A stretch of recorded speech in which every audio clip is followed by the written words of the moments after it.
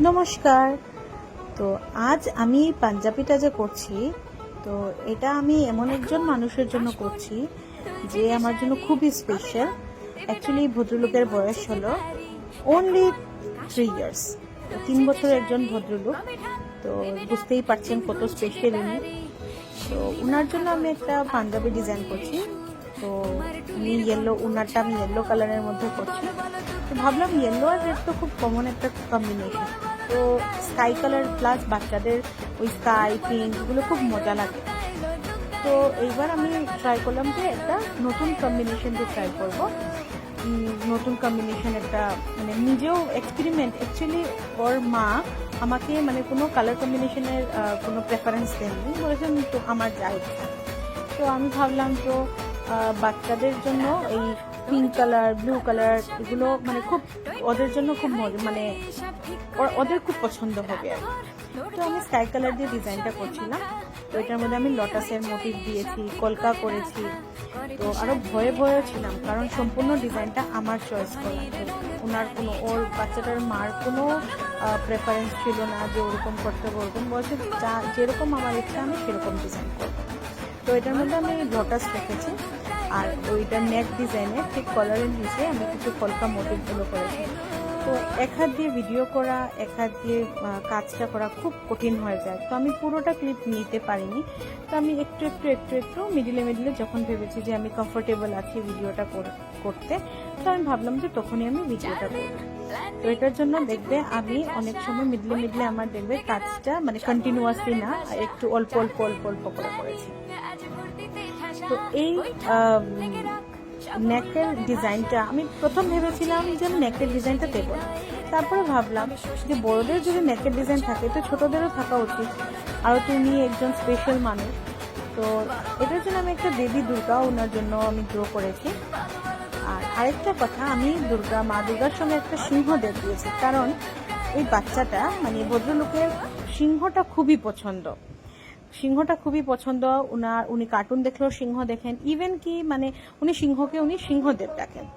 তো ওটার জন্য ওনার পাঞ্জাবিটার মধ্যে আমি ভাবলাম যে একটা সিংহদেব দেই, যেহেতু উনি সিংহ খুব ভালোবাসেন। তো আমি সিংহদেব একটা ড্র করলাম, একটা বেবি দুর্গা ড্র করলাম। উনি যেরকম কিউট সেম মা দুর্গাকে খুব কিউট একটা মানে ইমেজ আমি দেওয়ার ট্রাই করেছি।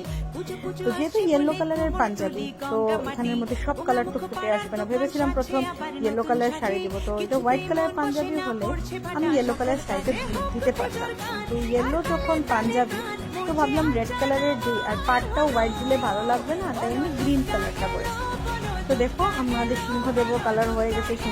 সিংহদেবের কেশরটা খুবই মানে আমার কালার করার খুবই মজা লেগেছে আমার ওনার কেশরটা কালার করার সময়।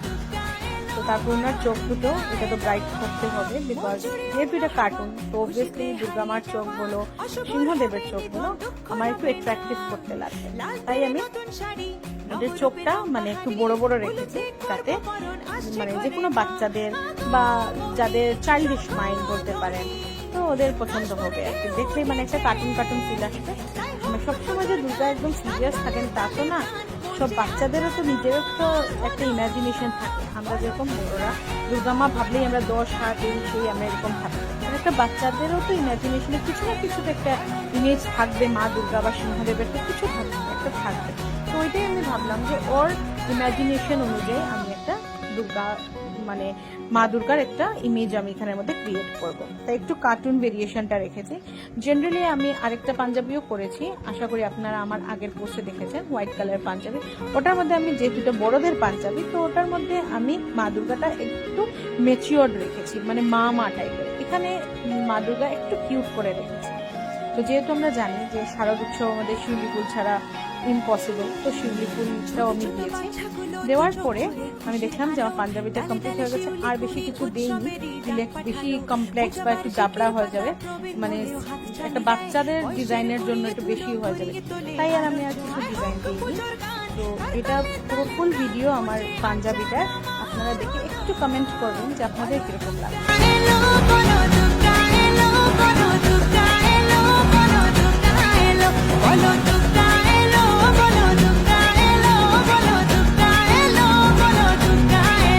তারপর আমি এটার প্যাকিংটা আমি করলাম। প্যাকিংটা আমি প্যাকিং করার পরে তার মধ্যে কিছু টিপস আছে, মানে আমাদের ফেব্রিক কালার করার পরে তো কিছু টিপস থাকে, ওই টিপসের একটা আমি কাগজের মধ্যে সব টিপসগুলো লিখে রেখেছি। যাদেরকেই আমি মানে পাঠাচ্ছি মানে আমার জিনিসগুলো, ওদেরকে আমি সবাইকে ওই টিপসটা দিচ্ছি, যাতে অ্যাটলিস্ট ওদের আয়রন করতে বা ধুতে কিভাবে কি করতে হয় এগুলো যাতে ওরা বুঝতে পারে। Thank you.